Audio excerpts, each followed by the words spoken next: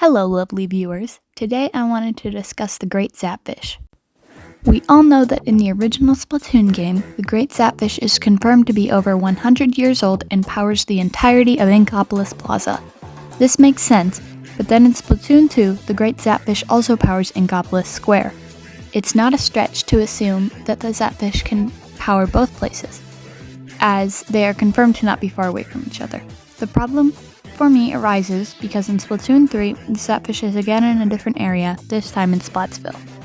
It's illogical to assume this is the same Zapfish, as Inkopolis and Splatsville are pretty far away from each other, and the Zapfish being moved makes no sense.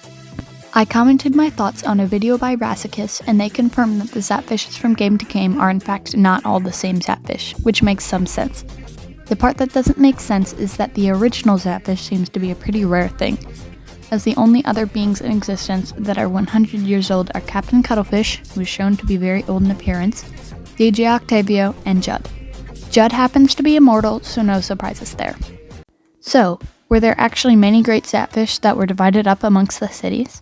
Are they a thriving species due to the number of them and reasonable assumption that there could be more? Or is this just Nintendo making things up as they go along?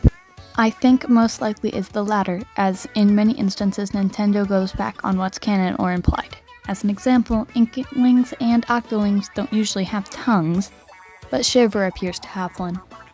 I think the most reasonable in-game explanation is that there are only 2 to 3 great Zapfish in existence that power the biggest cities, like the ones we live in game. If I had to guess the exact amount of Zapfish, I would say 2, because we know that Inkopolis Square no longer has a Zapfish. We can see this in the trailer for Side Order. In the DLC itself, we can see that Inkopolis Plaza still has its Zapfish, and of course, so does Splatsville. I doubt we will, but I eagerly await to see if Side Order will give us more information about where its Zapfish went. Perhaps it fled to Splatsville shortly after the Final Fest, or something similar. Let me know your thoughts in the comments, and please let me know if something has been confirmed that I am not aware of. Thanks for watching!